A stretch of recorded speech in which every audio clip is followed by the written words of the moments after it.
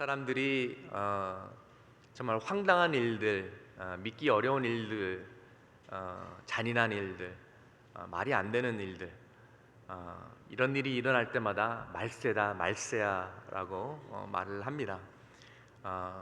점점 어두워져 가고 세상이 악해져 가는 것이 사실이고요. 이제 그런 시대를 바라볼 때마다 정말 우리가 마지막 때에 살고 있구나, 정말 주님 오실 날이 얼마 남지 않았구나, 그런 것을 저만 느끼나요? 여러분들 느끼시죠?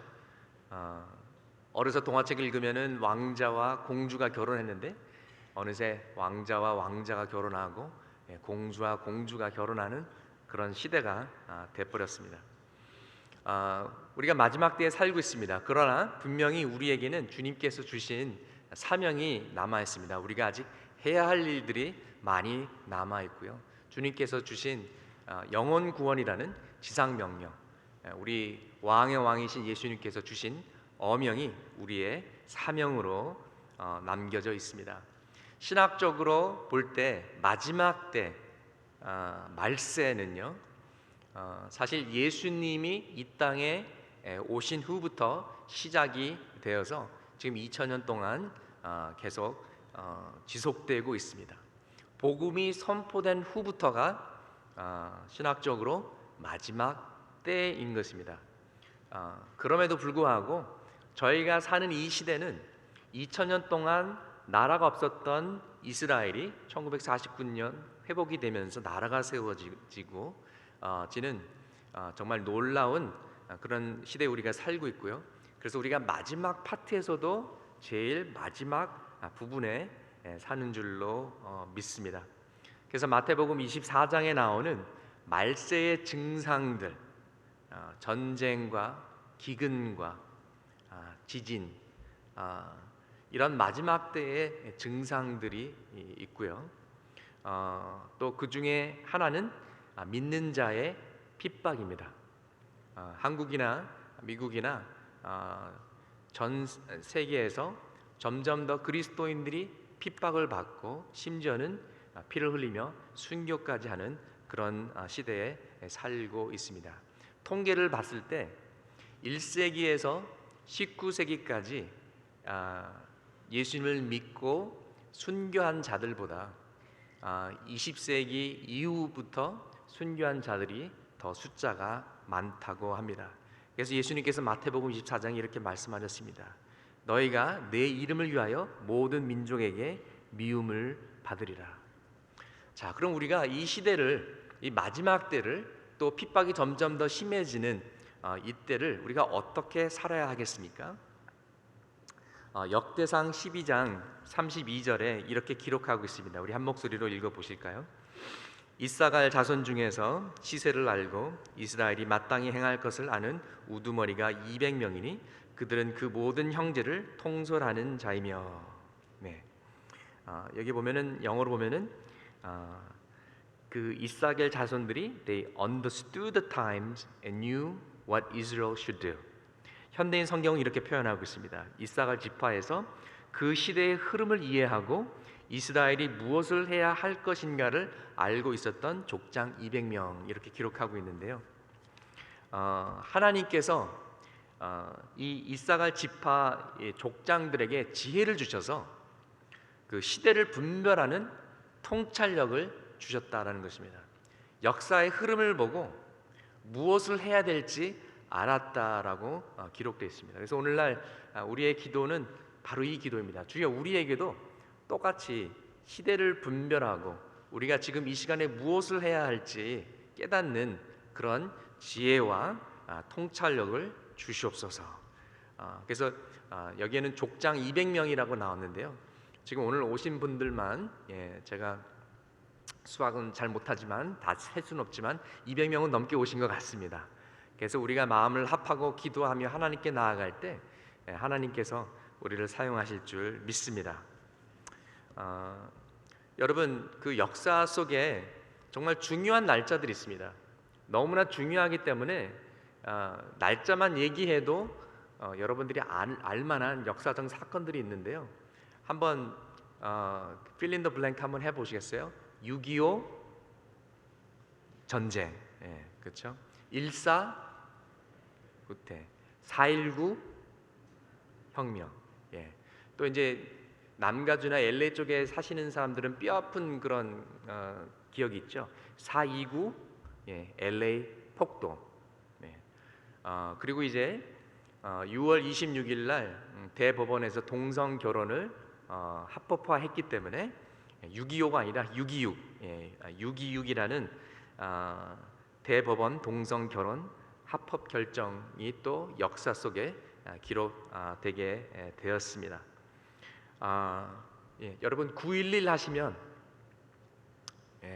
저는 9.11 하면은 제가 그 당시에 뉴욕 주에서 살고 어쩌다가 TV를 켰는데 정말 라이브에서 이렇게 그 쌍둥이 빌딩이 이렇게 무너지는 것을 봤기 때문에 9.19 하면은 그 모습을 잊을 수가 없습니다. 그리고 또 사실 미국에서도 구급차나 경찰, 앰뷸런스, 소방차 부를 때 911 하지 않습니까? 정말 어찌할 바를 모르는 그런 상황이었고요.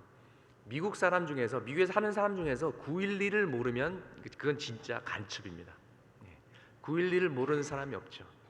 근데 여러분 유럽에서는 911보다 그들이 더 피부로 느끼고 더 중요시 여기는 날짜가 있는데 유럽에서는 119입니다. 11월 9일 1989년에 어떤 일이 벌어졌는지 여러분 아십니까? 동베를린과 서베를린을 가르는 베를린 장벽이 무너진 날이 11월 9일입니다. 그래서 미국에서는 9.11이 중요하지만 유럽에서는 119가 더 중요한데요. 11월 9일은 단순히 그냥 서독과 동독이 하나가 되는, 통일되는 날이 아니라 현대 시대에서 포스트 모던 시대로 넘어가는 역사적인 전환점이 되는 것입니다. 터닝 포인트가 되는 것입니다. 현대 시대에서는요, 절대적인 가치가 있습니다. 절대적인 선과 악이 있습니다. 그러나 포스트 모던 시대는 모든 가치관이 상대적이기 때문에 절대적인 선도 절대적인 악도 존재하지 않습니다. 그래서 우리가 현대 시대에 살 때는 이제 미국과 소련과 이렇게 서로 싸우고, 소위 콜드워 시절 때는 절대적인 선과 절대적인 악이 있었습니다. 그래서 뭐 만화 영화나 영화도 보면은 뭐 미국 vs 뭐 USSR, 그래서 뭐 소비에트 유니언 그러면은 옛날에 그 권투 선수 락키 영화도 보면은 소련 선수랑 싸우면서 소련 선수는 막 정말 악한 모습으로 나오고, 이런 선과 악의 이런 개념이 있었는데 이런 것들이 베를린 장벽이 무너지면서 함께 다 무너진 것입니다.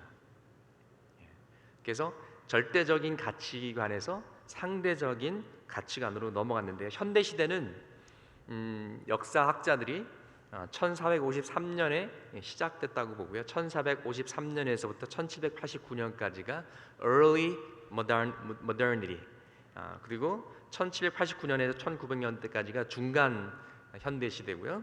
1900년도부터 1989년까지가 Late Modern Period, 마지막 그 현대 시대로 보고 있습니다. 이 현대 시대에서 포스트 모던 시대로 옮겨가면서 포스트 모던 시대의 특징이 있습니다. 그 특징들은요, 제가 말씀드렸듯이 모든 것이 상대적입니다. 절대적인 가치관을 거부하고, 그래서 전통이라든지 권위에 대해서 반감이 있고요. 이성적인 것보다도 감정을 더 우선시하고, 그렇기 때문에 절대적인 것이 없기 때문에 다 동등합니다. 나의 의견, 당신의 의견 다 똑같습니다. 나는 동성애를 반대하고 너는 동성애를 지지하고 우리 서로 의견을 존중해 주자, 이렇게 되는 것이죠. 그래서 리스펙트가 그 핵심 가치가 되는 것이죠. 서로 존중해 줘야 됩니다. 존경해 줘야 됩니다. 그리고 서로 용납해 줘야 됩니다.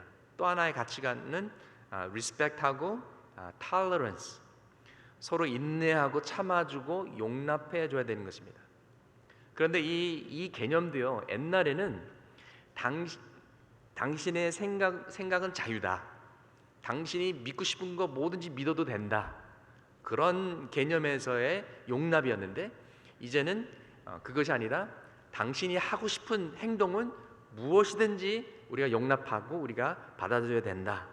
이런 시대가 되어 버렸습니다. 그래서 이런 흐름을 따라서 동성 연애자들이 인권을 주장하고 결혼하는 것은 어찌 보면은 포스트 모던 시대의 당연한 결과인지 모르겠습니다. 이것이 오늘날의 시대적 흐름입니다. 여러분, 한 사람은 중요합니다.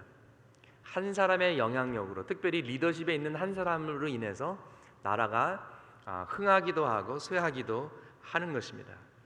아브라함이라는 한 사람이 소돔과 고모라를 위해서 중보기 됐던 것을 여러분 기억하시지 않습니까? 물론 소돔과 고모라는 여러 가지 악이 있었습니다.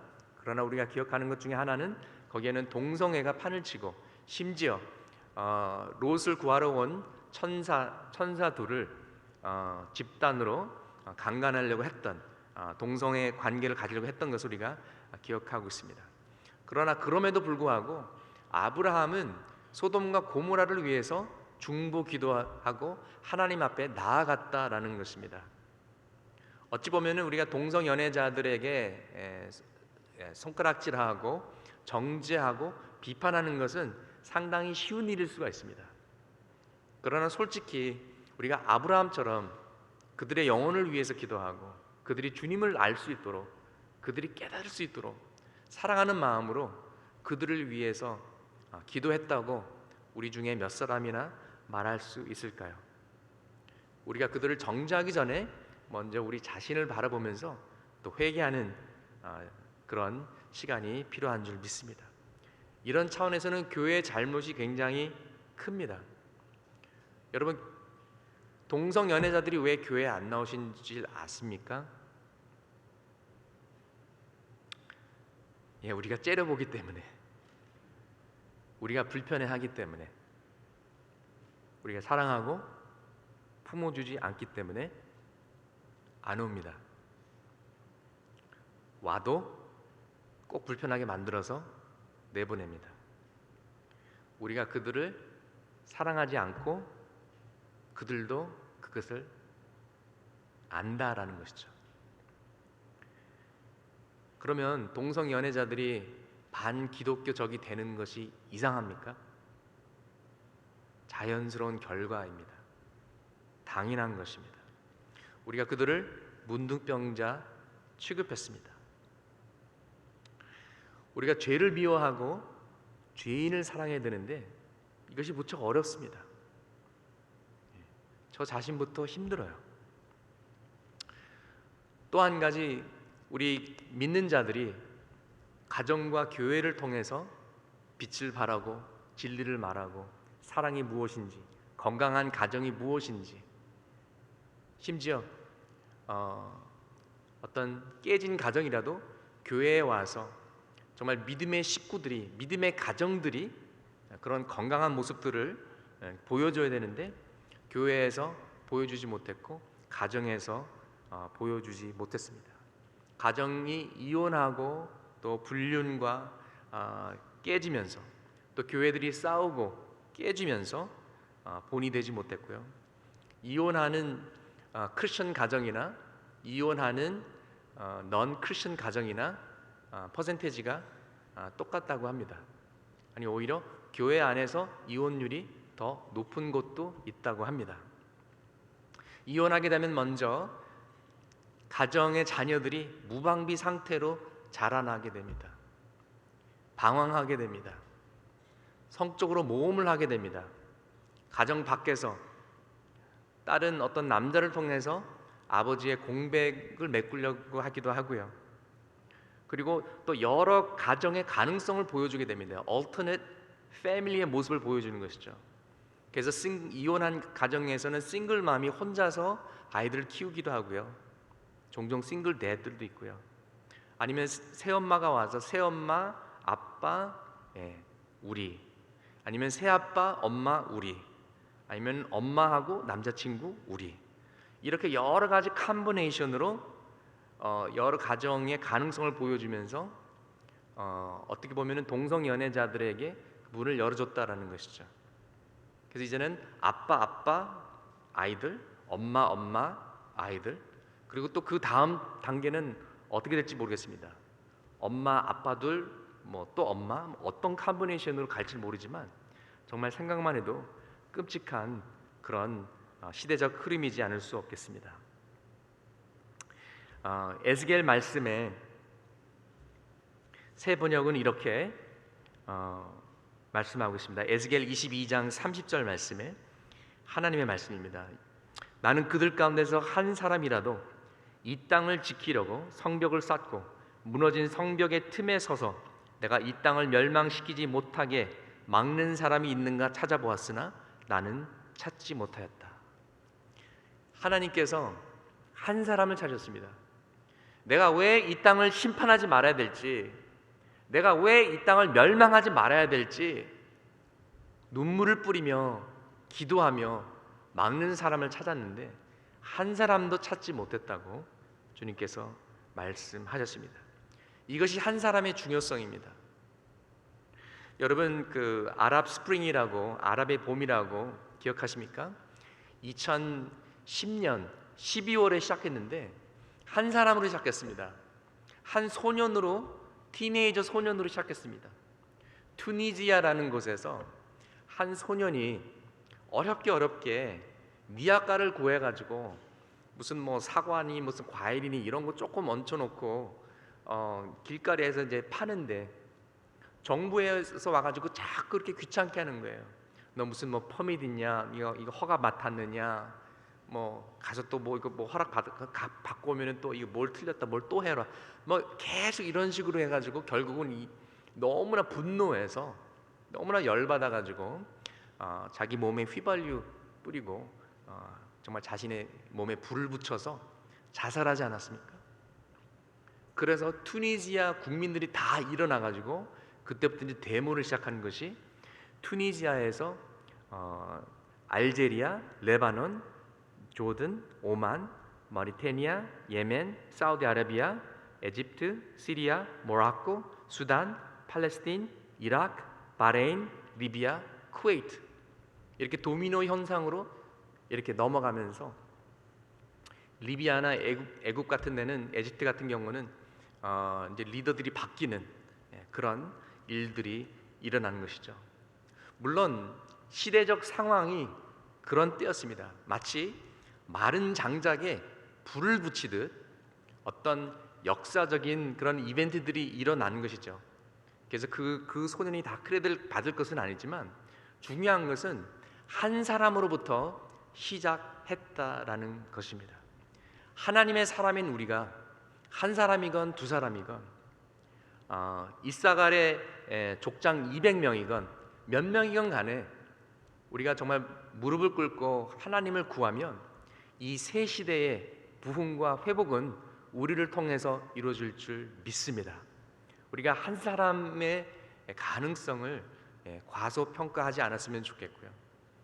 기도하는 한 사람이 있으면 정말 나라와 민족이 다시 살 수 있다라는 그런 신앙을 가졌으면 좋겠습니다. 잘 보이실지 모르는데 세계적으로 동성 결혼 허용 그 차트가 있습니다. 이제 보시면 이제 이것이 이제 시대의 흐름인데요. 여기에 보면은 전부 다 2000년 이후라는 것입니다, 여러분. 2000년 전에 이루어진 거죠. 그러니까 굉장히 리센한, 굉장히 그 최근에 이런 일들이 벌어지는 것입니다. 한 사람에 대해서 제가 말씀드렸는데요. 오바마 대통령을 통해서 동성연애 인권들이 확 일어나게 되었습니다. 여러분도 기억하시다시피 오바마가 대통령으로 출마할 때는 처음에는 동성 결혼을 반대했습니다.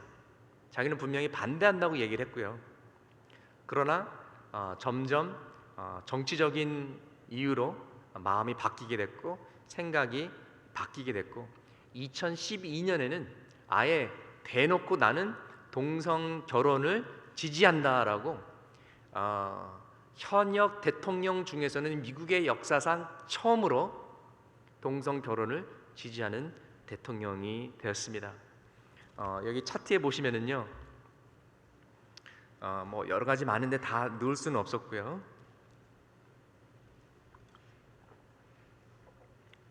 1996년에 미국의 도마라는 그런 법이 하원의원, 상원의원을 통과해서 클린턴 대통령이 사인해가지고 법이 됐습니다.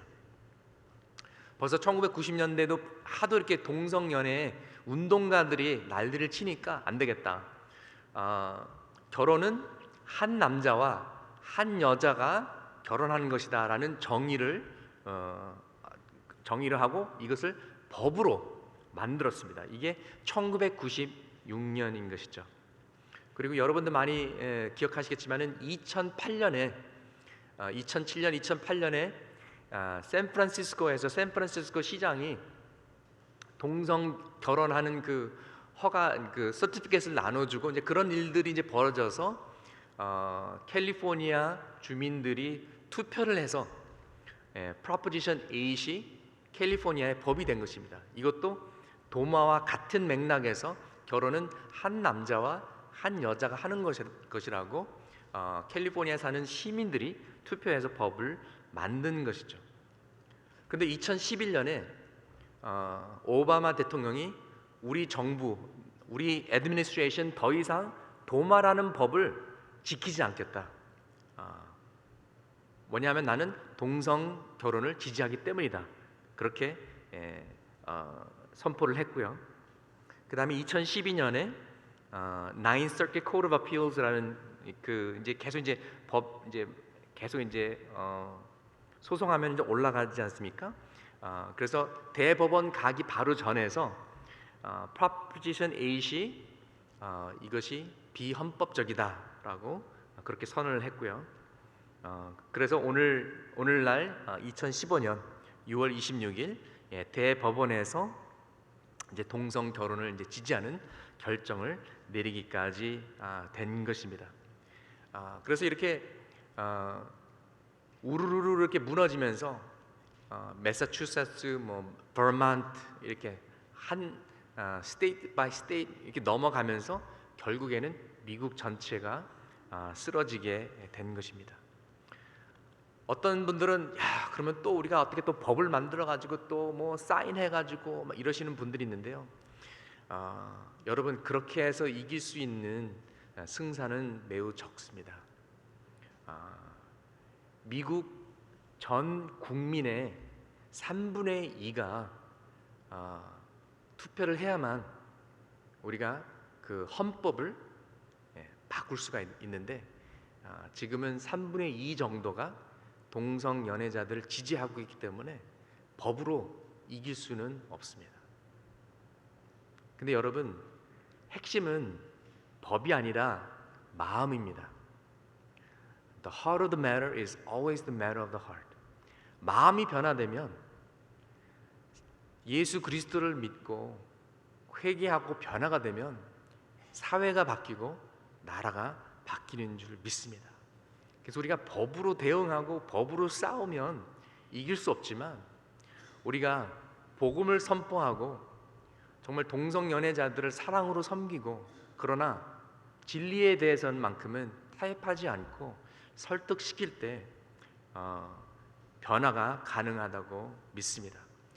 더더욱 우리가 우리 자신부터 회개와 변화를 추구하고 거룩한 삶을 살고 도덕성을 회복하고 또 가정이 회복돼야만 이것이 가능할 것입니다. 그럼 우리가 어떻게 해야 될까요? 첫 번째, 먼저 슬피 울며 통곡해야 될 것입니다. 잔 파이퍼 목사님이 이런 말씀하셨습니다. 자신은 눈물이 시냇물처럼 흐른다고 그렇게 말씀하시면서 예수님은 이성애자는 물론 동성애자들을 구원하기 위해 죽으셨다. 이 구원은 결코 수용될 수 없는 성적인 죄의 행위들을 포함한 것들의 죄악으로부터의 구원이라고 말씀하셨고요. 로마서 1장 24절에서 27절은 동성애를 죄라고 명백하게 설명하면서 동성애의 승인과 제도화에 반대하고 있다. 사람들은 로마서 1장에 기록되어 있는 험담, 비방, 능욕, 오만, 교만, 배약, 부정, 무자비와 마찬가지로 동성애도 죄라는 것을 교육하지 않고 설명하지 않아도 직관적으로 알고 있다. 그러면서도 이 일을 행하는 자들을 옳다 한다. 잔 파이퍼 목사님은 이 말씀과 똑같이 오늘 미국의 연방 대법원이 행했다. 동성애가 잘못된 것을 알면서도 동성애를 행한 자를 옳다고 했다라고 그렇게 말씀하셨습니다. 그러면서 동성애는 미국과 인류 역사에서 새로운 것이 아니다. 그러나 새로운 것은 동성애가 normal, 일반적이고 institutionalize, 제도화 됐다는 것이다. 이것이 새로운 재앙이다. 또 이렇게 말씀하셨습니다. 기독교인으로서 우리는 우리의 죄로 인해 슬피 울어야 한다. 우리는 동성애를 축하할 수 없고 제도화되도록 할 수 없다. 우리는 용서와 도움을 구하며 예수께로 돌아서야 한다. 예수께 울부짖어야 한다. 우리에게 전 세계와 미국을 위해 슬피 울 수 있는 최고의 순간이 왔다. 그러면서 시편 119편 136절 말씀을 인용하시면서 저희가 주의 법을 지키지 아니하므로 내 눈물이 시냇물 같이 흐르나이다. 이런 말씀을 하시면서 굉장히 슬퍼하셨습니다. 또 유기성 목사님이 쓴 글을 조금 길지만 굉장히 중요한 부분이라서 읽어드리도록 하겠습니다. 동성애는 죄다. 미국 연방 대법원에서 동성 결혼이 합법이라는 판결을 내렸습니다. 둑이 터진 느낌입니다. 어떤 사람은 교회가 다른 죄들에 대하여는 그렇지 않으면서 동성애 문제에 대하여 왜 이렇게 강하게 반대하느냐고 말합니다. 음모론까지 제기하는 글도 보았습니다. 하나님을 마음에 두기 싫어하는 세상이 하나님께서 죄라고 하신 것을 죄로 여기지 않는 것은 이상한 일이 아닙니다. 지금까지 늘 그래왔습니다. 성경이 금한 동성애는 큰 틀에서 보면 우상 숭배와 음란의 죄에 속한 것입니다. 지금 시대는 음란과 불륜, 간음과 이혼, 낙태 등을 허용하는 추세입니다. 교회는 그동안 이러한 것이 죄라고 말해왔습니다. 그러나 동성애 문제는 그와 같은 문제와 다릅니다. 동성애를 합법화해야 한다고 주장하는 이들은 동성애자가 성소수자라고 주장합니다. 그러므로 우리 사회가 소수자의 인권을 존중하여야 함이 마땅하니 동성애자의 인권도 존중하고 보호해야 한다고 주장하기 때문입니다. 이것이 받아들여지게 되면 동성애를 죄라고 말하면 그것이 죄가 됩니다. 존 파이퍼 목사는 동성 결혼이 합법이라는 미 대법원의 판결에 대하여 새로운 재앙은 동성 연애가 아니라 그것을 국가가 제도화, 합법화한다는 것이다 라고 말했습니다. 그 말이 옳습니다. 기독교가 성경을 근거로 죄라고 말하는 것에 대하여 세상 사람들 중에는 그것이 왜 죄냐, 죄 아니다 라고 말하는 경우가 있습니다. 아니, 아주 많습니다. 기독교에서 죄라고 말하는 것에 대하여 조롱하는 경우도 있고 무시하기도 합니다. 그러나 기독교에서 그것을 죄라고 말한다고 처벌을 하지는 않습니다. 그렇지만 동성애 문제는 다릅니다. 동성애를 옹호하는 사람들은 상당히 조직적이고 공격적입니다. 그들은 이것이 인권의 문제라고 여기기 때문입니다. 그러므로 동성애가 합법화되면 동성애가 죄라고 말하거나 가르치면 소수자의 인권을 침해하는 죄로 처벌을 받게 됩니다. 심지어 동성애 성향을 가진 사람을 상담하거나 치료하겠다고 해도 처벌을 받습니다. 학교에서 학생들에게 동성애를 미화하고 가르쳐야 합니다.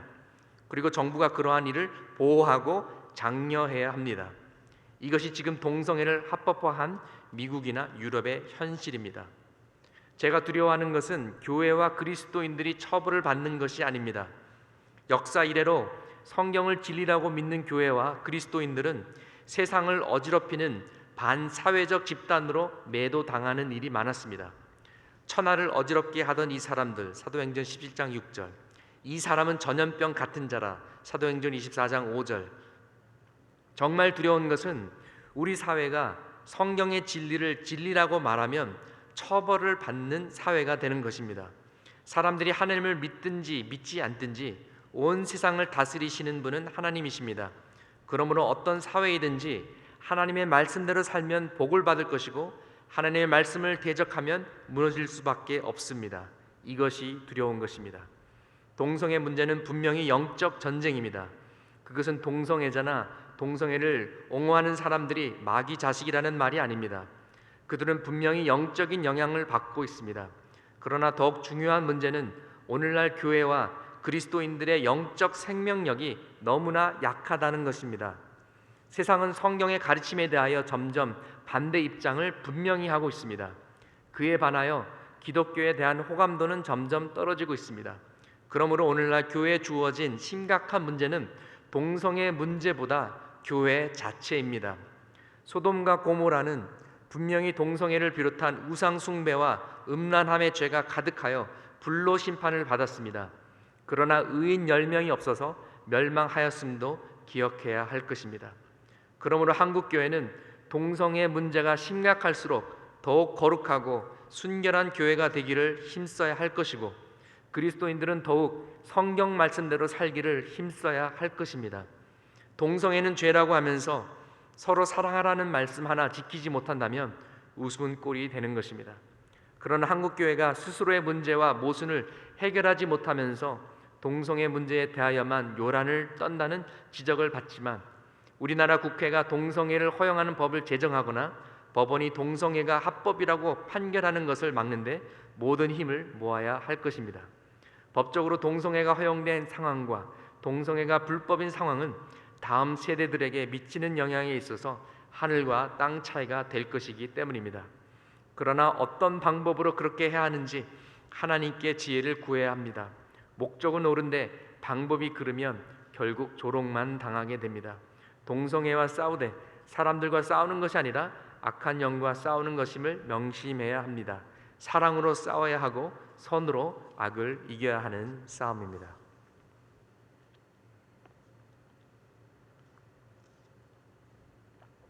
그렇습니다. 우리가 먼저 통곡해야 됩니다. 그리고 복음과 진리를 선포해야 됩니다. 우리가 죄가 죄라고 담대하게 말하고 죄와 싸워야 됩니다.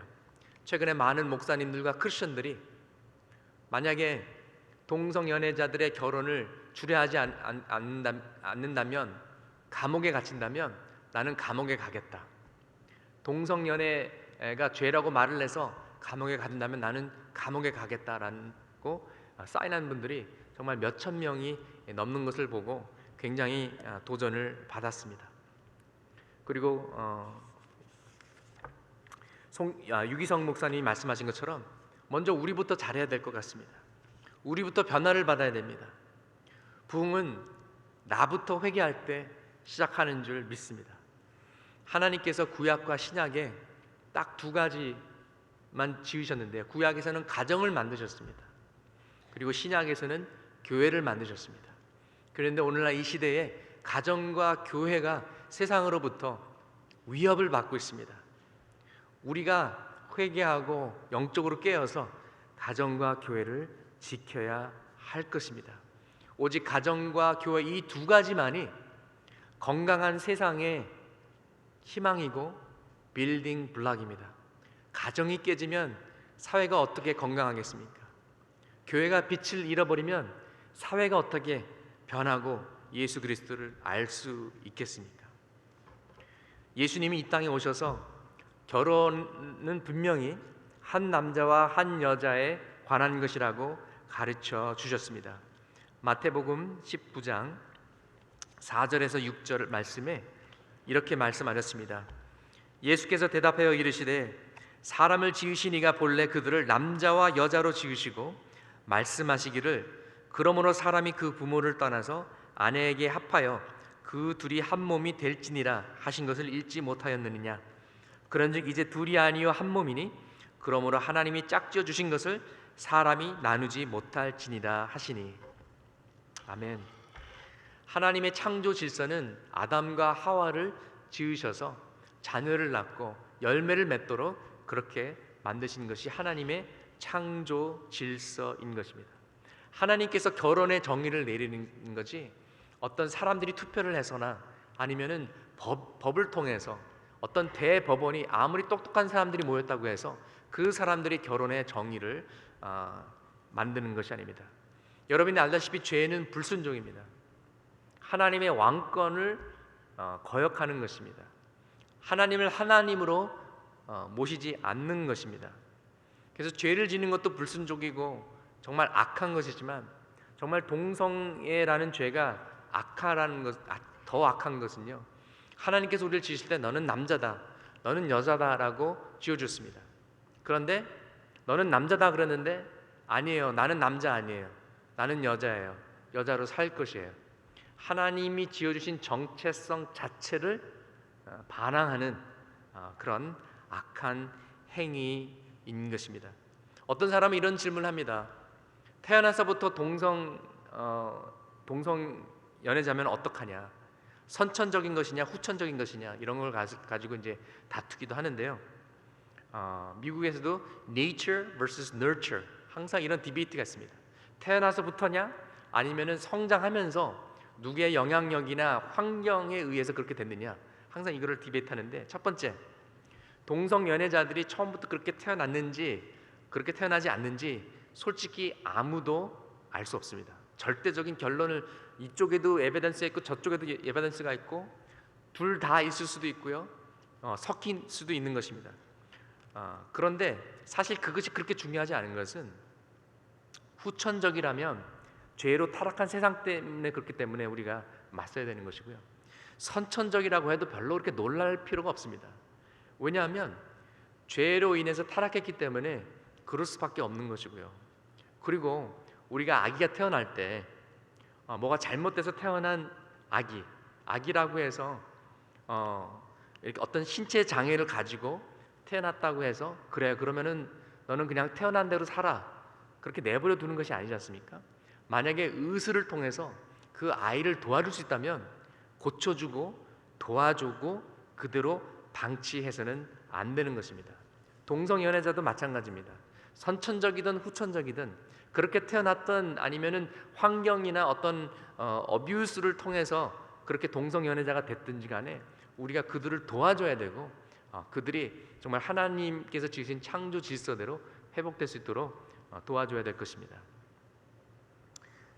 원래 동성 연애자는 미국에서도 그 정신 질환 같이 비정상이라고 여겼습니다. 그런데 1973년에 미국 심리학 단체인 American Psychiatric Association에 동성 연애자들이 가서 정식 요청을 했습니다. 동성 연애가 normal behavior, 정상적인 것이라고 고쳐달라. 그러지 않으면은 그 당신들이 모임할 때 우리가 가서 깽판 치겠다. 공갈 협박을 해가지고 1973년에 이걸 바꿨습니다. 미국 전 국민의 2%에서 3%밖에 되지 않는 소수들이 바꿨다는 그 자체가 정말 대단하지 않습니까? 그러나 성경은 정상과 비정상이 무엇인지 뚜렷이 말하고 있습니다. 죄와 거룩한 것이 무엇인지 보여주고 있고요. 특별히 성관계에 대해서도 레위기 18장 같은 것을 보면 너무 이렇게 조목조목 완전히 스펠아웃 하고 있습니다. 정말 읽으면서 민망하고 부끄러울 정도로 명확하게 구체적으로 정확하게 얘기하고 있습니다. 레위기 18장 7절에 보면은 너희 어머니랑 성관계를 가지면 안 된다. 네 엄마니까 안 된다. 새엄마도 안 된다. 누나도 안 된다. 여동생도 안 된다. 10절에 보면은 손녀랑 성관계 가지면 안 된다. 외손녀도 안 된다. 12절을 보면은 고모랑 성관계 가지면 안 된다. 이모도 안 된다. 15절 며느리도 안 된다. 그리고 21절에 가서 몰렉이라는 우상에게 자녀의 생명을 바치면 안 된다. 휴먼 세크리파이스 하면 안 된다고 말하고 있고요. 그리고 22절에 가서 동성 연애는 비정상이기 때문에 안 된다라고 말하는 것입니다. 그래서 오늘 이 말씀에 레위기 18장 22절 말씀에 너는 여자와 동침함 같이 남자와 동침하지 말라 이는 가증한 일이니라 이렇게 22절에 말하고요. 그 다음 23절이 무엇인지 아십니까 여러분? 동물하고 섹스하면 안 된다는 거예요. 짐승하고 성관계를 가지면 이것도 가증한 것이다. 성경은 구약이나 신약이나 동성연애에 대해서 분명히 말씀하고 있습니다. 동성연애에 관해서 여러 가지 성경 말씀이 있지만 그래도 그 중에서 꼭 알아야 될 여섯 가지 구절들을 제가 뽑아봤습니다. 그리고 이 6구절은 동성연애자들이 시비 거는 그런 구절들이기도 합니다. 그래서 창세기 19장에 소돔과 고모라 이야기는 여러분 다 아시고요. 설명해 드릴 필요가 없고요. 그리고 이제 레위기 18장에 정말 그 동성애는 하나님이 보시기에 가증한 것이라고 분명히 말씀하셨고 또 레위기 20장 13절에 누구든지 여인과 동침하듯 남자와 동침하면 둘 다 가증한 일을 행함인즉 반드시 죽일지니 자기의 피가 자기에게로 돌아가리라. 사형죄라고 말하고 있습니다. 근데 어떤 동성 연애자들은 이런 얘기를 합니다. 뭐 구약에서 율법 우리가 다 따르는 거 아니지 않냐? 구약에서는 돼지고기 못 먹고 새우도 못 먹고 순대도 못 먹고 치즈버거도 못 먹는데 예수 그리스도 안에서 율법이 완성됐기 때문에 이제 그런 거 안 따라도 되는 거 아니냐? 그래서 구약 시대는 동성 연애가 가증한 것이었지만 이제는 괜찮은 거 아니냐? 이런 논리를 피는 자들이 있습니다. 근데 여기서 우리가 구분해야 될 것은요. 율법에 보면은 영불하는 변하지 않는 moral law, 도덕적인 법은 변하지 않는 것입니다. 구약에서 살인하지 말아라라는 것은 신약에서도 살인하면 안 되는 것입니다. 동성연애도 여기에 포함된 것입니다. 그런데 어떤 식사라든지 dietary law, 돼지고기 먹으면 안 되고 새우 먹으면 안 되고 이런 것들은 어떤 율법의 특정상, 율법의 기능상, 율법을 통해서는 구원을 얻을 수가 없고 예수 그리스도의 공로만을 통해서 구원을 받을 수 있다는 그런 레슨, 그런 몽학 교사의 역할을 다했기 때문에 이제는 우리가 예수 안에서 자유하고 순대도 먹고 제육볶음도 먹고 새우튀김도 먹는 것입니다. 할렐루야. 네, 별로 안 좋아하시나 보네요. 그래서 우리가 이거를 구별해야 되는 것이고요. 신약에 들어가서도 너무나도 분명한 것입니다. 로마서 1장 26절에서 27절 이 때문에 하나님께서 그들을 부끄러운 욕심에 내버려 두셨으니 곧 그들의 여자들도 순리대로 쓸 것을 바꾸어 영리로 쓰며 그와 같이 남자들도 순리대로 여자 쓰기를 버리고 서로 향하여 음욕이 불일 듯하며 남자가 남자와 더불어 부끄러운 일을 행하여 그들의 그릇됨에 상당한 보응을 그들 자신이 받았느니라. 또 고린도전서 6장 9절에서 10절에 불의한 자가 하나님의 나라를 유업으로 받지 못할 줄을 알지 못하느냐? 미혹을 받지 말라. 음행하는 자나 우상 숭배하는 자나 간음하는 자나 탐색하는 자나 남색하는 자나 도적이나 탐욕을 부리는 자나 술 취하는 자나 모욕하는 자나 속여 빼앗는 자들은 하나님의 나라를 유업으로 받지 못하리라. 여기에 고린도전서 6장에 나오는 이 남색하는 자가 디모데전서 1장 10절에 또 나오는데요. 율법은 음행하는 자와 남색하는 자와 인신매매를 하는 자와 거짓말하는 자와 거짓 맹세하는 자와 기타 바른 교훈을 거스르는 자를 위함이니. 여기에 이 헬라어가 아센 옥테스라는 이런 단어인데요. 그냥 즉석으로 표현하자면은 남자 침대라는 이 두 단어가 합한 것입니다. 남자와 침대, 남자들끼리 같이 잔다라는 그런 뜻인데요. 그렇지만은 이것이 사용될 때는 남자가 남자와 성관계를 갖는다라는 구체적인 그 인터코이토스라는 그러니까 제가 이런 말까지 해야 되는 그런 시대가 왔네요. 학문 성교라는 그런 구체적인 헬라어가 사용된 것입니다. 그래서 성경은 동성연애에 대해서 너무나도 뚜렷하게, 정말 부끄러울 정도로 구체적으로 말하고 있는 것입니다. 그래서 뭐 성경은 동성연애 결혼에 대해서 언급하고 있지 않다, 성경은 뭐 이렇게도 해석할 수 있고 저렇게도 해석할 수 있다라고 말하는 것은 거짓입니다. 그렇지 않습니다. 자, 그러면 정리하는 시간을 가져보겠습니다. 먼저 내 자신부터 하나님의 말씀, 하나님께서 동성연애에 대해서 어떻게 말씀하시는지 나부터 확실히 알아야 됩니다. 그리고 우리 주변에 동성연애자들을 만나거나 아니면은 동성연애를 지지하는 사람들이 있으면 그들을 인내심을 갖고 사랑으로 설득시켜야 됩니다. 그냥 무조건 NO 하면 우리는 오케이, 그렇지만 설명할 수 있어야 됩니다. 그리고 설득할 수 있어야 됩니다. 우리는 귀찮아서 세상과 인기하지 않습니다. 세상과 대화하지 않습니다. 그냥 나가서 동성연애 무조건 NO, 무조건 NO. 그럼 대화가 안 되는 것이죠. 변화가 없는 것입니다. 특별히 우리 2세들은 동성연애를 인권 차원에서 볼 때 이해가 안 되고 마치 우리 1세 부모들이 조선시대에서 온 것처럼 이상한 눈으로 쳐다볼 확률이 상당히 높습니다. 그러나 이것을 신앙 차원에서 우리가 잘 설명하고 자녀들과 대화하고 자녀들부터 제자화하고 자녀들부터 말씀으로 무장해서 그들이 이 어두운 세상에서 빛이 될 수 있도록 해야 될 것입니다. 근데 여러분, 소망은 있습니다. 여러분, 요새 IS 때문에 ISIS라고도 하기도 하고 IS라고 이슬라믹 스테이트라고도 하고 하는데요.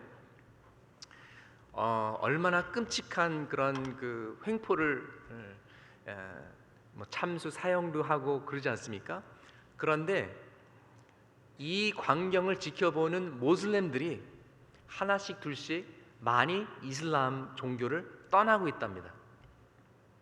이 IS의 이 참혹한 그런 행위를 보고 내가 믿던 이슬람이 이런 거였던가 회의를 느끼고, 그리고 이슬람을 쫓았지만 영적인 공허함을 채울 수 없어서 무신론자가 되거나 기독교 신앙을 찾아서 떠납니다.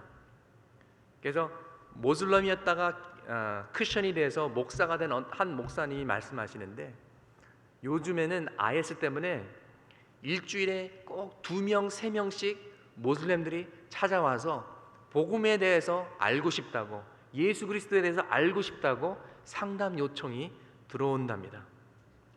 우리도 지금 미국에서 이렇게 동성연애자와의 이런 어떤 법적인 싸움에서 우리가 지고 있는 것 같지만 소망은 있다고 믿습니다. 이대로 나아갈 때에 동성연애자들이 맞다고 생각했는데 그 열매와 그 결과가 건강하지 않고 좋지 않고 점점 가정이 파탄에 빠지고, 처음에는 남자 여자 했더니 할아버지 소녀 뭐 동물 뭐 4사람이 결혼하고 5명이 결혼하고, 이런 정말 더럽고 추한 그런 좋은 열매에서 좋은 나무가 좋은 열매를 맺고 나쁜 나무가 나쁜 열매를 맺는 것처럼, 이런 것들을 보면서 사회가 크리스천들이 맞고 하나님의 말씀이 맞구나, 우리가 어쩌다가 이런 지경까지 이르렀는가, 정말 이런 위기가 기회가 되는 전화위복의 역사가 일어나기를 기도해야 할 것입니다.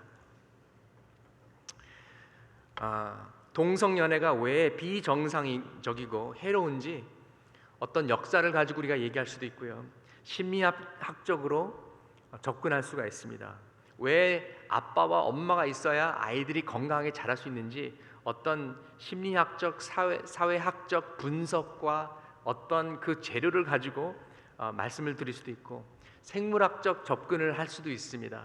왜 건강에 해로운지, 어떤 여러 가지 그 접근이 가능하지만 오늘 저녁만큼은 하나님의 말씀으로 접근하고 싶었습니다. 왜냐하면 결국 궁극적으로 우리가 우리 스스로 죄를 정의를 내리는 것이 아니고 옳다 글다는 우리가 정하는 것이 아니라 하나님의 말씀에 근거하기 때문에 결국 핵심적인 이유는 하나님의 말씀이기 때문에, 하나님의 지으신 창조 질서가 그렇기 때문에 우리가 하나님의 말씀을 붙들어야 할 것입니다. 구약과 신약을 통해서 하나님께서 분명히 명령하셨습니다. 보여주셨습니다. 그리고 우리는 거기에 순종하면서 따라가야만 할 것입니다. 저는 정말 두려운 것이, 어떤 분은 이렇게까지도 표현합니다. 만약에 하나님께서 미국을 심판하지 않으신다면 하나님은 소돔과 고모라에게 정중하게 사과를 해야 할 것이라고. 왜냐하면 지금 미국은 소돔과 고모라 때보다도 더 심한 악행을 범하고 있는데, 하나님께서 미국을 심판하시지 않으신다면 그분은 공의로우신 분이 아니다라고 말하는 것을 듣습니다. 솔직히 저는 그 말씀에 동의합니다. 그래서 두렵습니다. 여러분, 지금은 우리가 기도해야 할 때입니다. 여러분, 지금이 말세입니다. 지금이 마지막 때입니다.